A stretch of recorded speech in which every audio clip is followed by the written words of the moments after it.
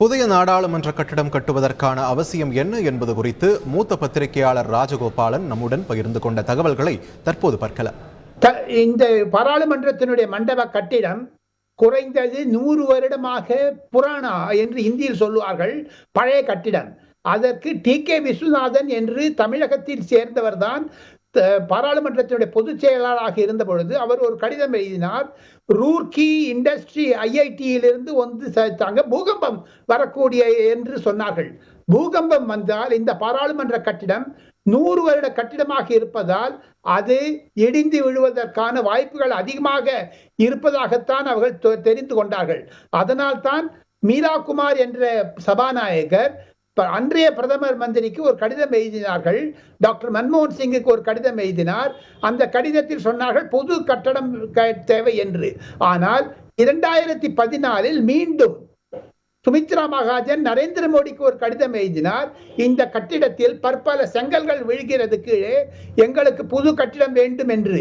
அதனால் தான் நரேந்திர மோடி அவர்கள் தன்னுடைய அரசாங்கம் 2019 வந்த பொழுது புதிதாக ஒரு கட்டிடம் கட்ட வேண்டும், 1000 கோடி செலவாகும் என்று நினைத்ததால் அதற்காக இந்த கட்டிடத்துக்கு அனுமதி கொடுத்தார் நரேந்திர மோடி.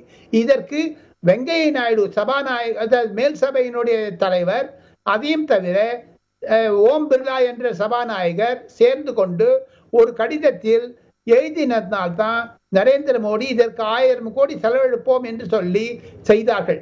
800 எம்பிக்கள் உட்காராததுக்கான ஒரு கட்டிடத்தை நரேந்திர மோடி டிசைன் செய்து அகில உலக பாராளுமன்ற கட்டிடத்தில் என்னென்ன வசதிகள் இருக்கிறதோ அந்த வசதிகளை இந்த இந்திய பாராளுமன்றத்திலும் கட்ட வேண்டும் என்று ஒரு ஆயத்தினால் தான் நரேந்திர மோடி அரசு இதற்கு அனுமதி அளித்தது. ஓம் பிர்லா சபாநாயகரும் சரி, ராஜ்யசபாவினுடைய தலைவர் வெங்கையா நாயுடும் சரி அதற்கு அனுமதித்தார்கள். இதற்கும் மேலாக ஒரு சிறப்பு அம்சம் என்ன என்று கேட்டால், தமிழகத்தில் இருந்து வரக்கூடிய 39 லோக்சபா எம்பிகளுக்கும் 18 ராஜ்யசபா எம்பிகளுக்கும் தனித்தனியாக அறை வந்து விட்டது. ஒரு ரூம் கொடுத்துட்டாங்க. அந்த ஆபீஸ் ரூம் வைக்கலாம். ஒரு 20 பேர் உட்கார அளவிற்கு ஒரு பெரிய அறை இருக்கிறது. அதில் பக்கத்திலே படுக்கை அறையும் இருக்கிறது. இவர்கள் தமிழ்நாடு கெஸ்ட் ஹவுஸுக்கு போக வேண்டிய அவசியமே இல்லாம அளவுக்கு பண்ணிட்டாங்க.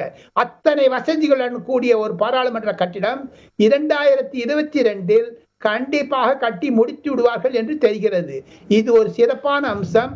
நரேந்திர மோடி அவர்கள் இந்த அம்சத்தை எடுத்துக்கொண்டதன் காரணம், ஓல்டு பில்டிங் வந்து any time it may collapse என்று IIT-னுடைய அறிக்கை, ரூர்க்கி IIT-னுடைய அறிக்கை வந்ததுனால தான் செஞ்சாங்க.